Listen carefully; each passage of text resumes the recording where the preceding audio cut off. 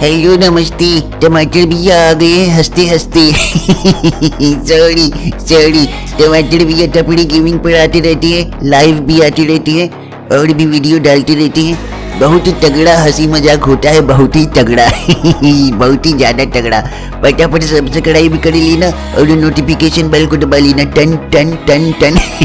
ऐसी 1 मिनट मैं चल रहा हूँ, डिस्क्रिप्शन में लिंक डाल देंगे और नीचे कमेंट पिन कर देंगे, ठीक है? तब तक के लिए tata bye bye.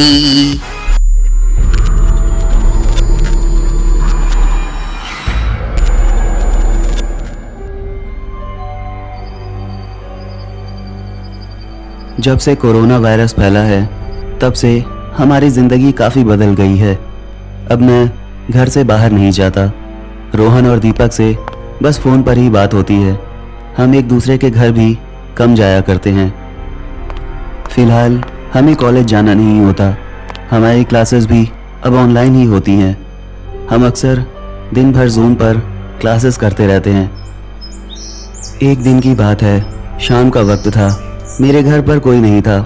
Mom dad 2 दिन के बाद आने वाले थे। मैंने शाम को ही रोहन और दीपक को फ़ोन किया था।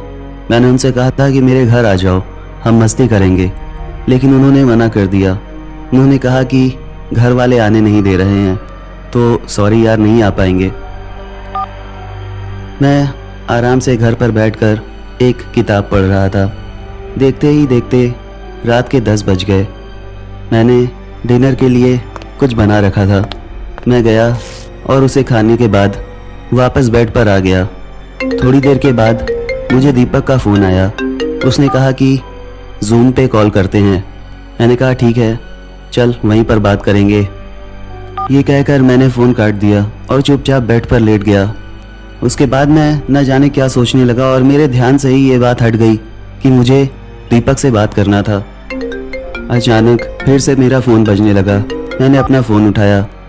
क्या यार राहुल, मैंने तुझसे कहा था कि मैं तुझे कॉल कर रहा हूँ जूम पर, तू ऑनलाइन नहीं था। हाँ यार, मेरे ध्यान से एकदम उतर गया। मैं एक काम करता हूँ, मैं अपना पीसी ऑन कर रहा हूँ, तू मुझे वहीं पे वीडियो कॉल कर ले। अच्छा ठीक है, जल्दी ऑन कर, वहीं बैठकर बातें करेंगे। अच्छा ठीक है, करता हूँ। ये कहकर मैंने दीपक का फ़ोन काट दिया। उसके बाद मैं अपने कंप्यूटर के पास गया। मैंने अपना कंप्यूटर ऑन किया और फिर दीपक को कॉल किया। उसके बाद हम बातें करने लगे। और बता भाई, क्या कर रहा था तू अभी? यार अभी तो कुछ भी नहीं, बस चुपचाप लेटा हुआ था। घर पर कोई नहीं है। मैंने तुम लोगों से कहा था कि मेरे घर पर आ जाओ, मस्ती करेंगे, पर तुम लोग आए ही नहीं। अरे यार, तू तो जानता है ना, कोरोना की वजह से घर वाले बाहर नहीं जाने देते। उन्हें लगता है कि हम बाहर निकलकर इधर उधर घूमने लगेंगे। हाँ ये बात तो है। वैसे आजकल तूने नोटिस किया है, हम जब ऑनलाइन क्लास कर रहे होते हैं तो टीचर्स हमें म्यूट कर देते हैं। हाँ यार, इसके पहले बहुत मज़ा आता था, हम आपस में बातें कर सकते थे। हाँ, तुझे याद है? हाँ लेकिन आजकल ऐसा नहीं हो पा रहा है। अरे यार राहुल, तेरे तेरे तेरे पीछे कोई खड़ा है यार।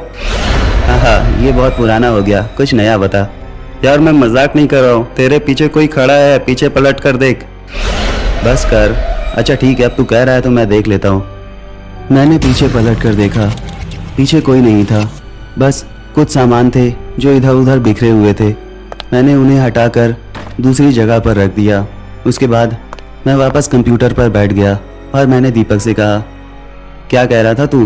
तूने कहा था पीछे कोई खड़ा है। मैं भी गया, सारा सामान भी हटा कर आया, लेकिन कोई नहीं था। वैसे ये वाली लाइन ना बहुत पुरानी हो गई है। अरे यार राहुल, मैं मजाक नहीं कर रहा, तेरे पीछे कोई खड़ा था, मैंने देखा। अच्छा ठीक है, ये बता, रोहन से बात हुई तेरी? हाँ, रोहन से बात हुई थी, पर वो भी कहीं बाहर नहीं निकल रहा। हाँ, सभी का यही हाल है। ओए राहुल, वो तेरे पीछे फिर से खड़ा है यार। यार दीपक बस कर प्लीज़। मैं मजाक नहीं कर रहा, तू अपने पीछे देख, वो खड़ा है। मैंने फिर से पीछे पलट कर देखा, लेकिन कोई नहीं था। पर एक बात अजीब थी, जो चीज़ें मैंने उठाकर दूसरी जगह रख दी थी, वो सारी चीज़ें फिर से वहीं पर पड़ी हुई थी। ये मुझे अजीब लग रहा था। मैं उठकर गया, उन चीज़ों को फिर से हटा दिया और फिर वापस कंप्यूटर पर आकर बैठ गया। मैंने दीपक से कहा, यार दीपक, अब ये मत करना प्लीज़, बहुत हो रहा है। यार मैं झूठ नहीं बोल रहा हूँ, वही तेरे पीछे खड़ा था। ओए राहुल, यार वो तेरे बेड के नीचे गया है, मैंने अभी देखा। बस कर दीपक, अब कितना करेगा। मेरी बात का यकीन कर, वो तेरी बेड के नीचे गया है, जल्दी देख। अच्छा ठीक है, 1 मिनट रुक जा, मैं देख रहा हूँ। मैं कंप्यूटर के पास से उठा और बेड के पास गया। मुझे थोड़ा डर भी लग रहा था क्योंकि मैं घर पर बिल्कुल अकेला था। धीरे से मैंने बेड के नीचे झांका और मैं बहुत ज़्यादा डर गया था क्योंकि बेड के नीचे एक अजीब सा आदमी था। वो मुझे देखकर मुस्कुराने लगा। उसने हाथ बढ़ाकर मेरा पैर पकड़ लिया। मैंने झटके से अपना पैर छुड़ाया और दौड़कर दूसरे कमरे में भाग गया और कमरे का दरवाज़ा बंद कर लिया। मुझे बहुत डर लग रहा था। मैं ये सोच रहा था कि मैं अब क्या करूँगा।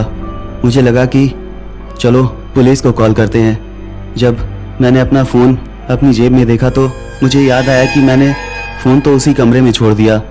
अब मैं क्या करूँगा। थोड़ी देर के बाद मुझे चलने की आवाज़ सुनाई देने लगी। वो वही आदमी था जो घर में इधर उधर घूम रहा था। कुछ देर के बाद जिस कमरे में मैं छुपा हुआ था, मुझे लगने लगा कि वो इसी कमरे के नज़दीक आ रहा है क्योंकि मुझे उसके चलने की आवाज़ सुनाई दे रही थी। थोड़ी देर के बाद वो ज़ोर ज़ोर से मेरा दरवाज़ा पीटने लगा। मैं और भी ज़्यादा डर गया था। कुछ देर तक वो ज़ोर ज़ोर से दरवाज़ा पीटता रहा। मैं चुपचाप पीछे खड़ा हुआ था। अचानक आवाज़ बंद हो गई। मुझे लगा कि शायद वो चला गया है। मैंने धीरे से दरवाजे के नीचे से झांक कर देखा और मेरी आंखें फटी की फटी रह गई क्योंकि वो भी मुझे वहाँ से झांक रहा था। मैं झटके से पीछे की तरफ हट गया। मैं दीवार के पास चला गया था क्योंकि मुझे बहुत ज़्यादा डर लग रहा था। मुझे ज़ोर ज़ोर से हंसने की आवाज़ सुनाई देने लगी। ये वही आदमी था जो पागलों की तरह हंस रहा था। मुझे कुछ भी समझ नहीं आ रहा था कि अब मैं क्या करूँगा। कुछ देर के बाद अचानक पुलिस की गाड़ी की आवाज़ आने लगी। उसके बाद मुझे ऐसा लगा जैसे कुछ लोग मेरे घर के अंदर घुसे। मैं अपने कमरे के दरवाजे के पास गया और कान लगाकर सुनने लगा। शायद वो पुलिस वाले थे। वो आपस में कह रहे थे कि सारे कमरों की तलाशी लो। कुछ देर के बाद उन्होंने किसी को अरेस्ट कर लिया और वो ज़ोर से आवाज़ देने लगे। क्या इस घर के अंदर कोई मौजूद है? हमने इस पागल आदमी को पकड़ लिया है। अगर कोई भी छुपा हुआ है तो वो बाहर आ जाए। मेरी जान में जान आई। मैं बाहर निकल कर गया।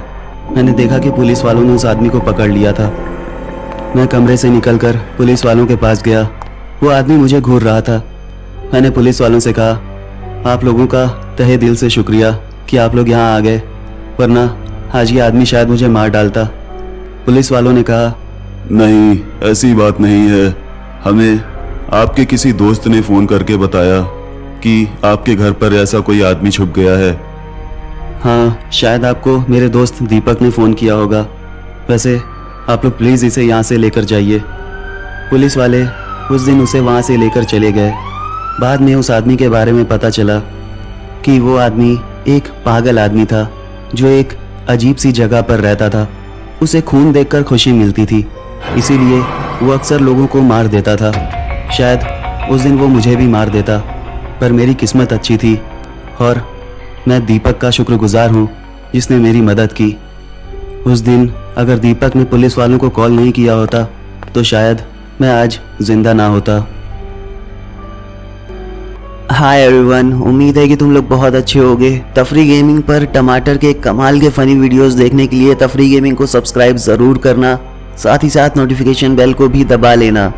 बात करते हैं इस वीडियो की, तो उम्मीद है कि तुम्हें ये पसंद आया होगा। प्लीज़ लाइक कर देना, शेयर कर देना, सब्सक्राइब कर लेना और नोटिफिकेशन बेल को भी दबा लेना। तो अब मुलाकात होगी अगले वीडियो में, तब तक के लिए बाय।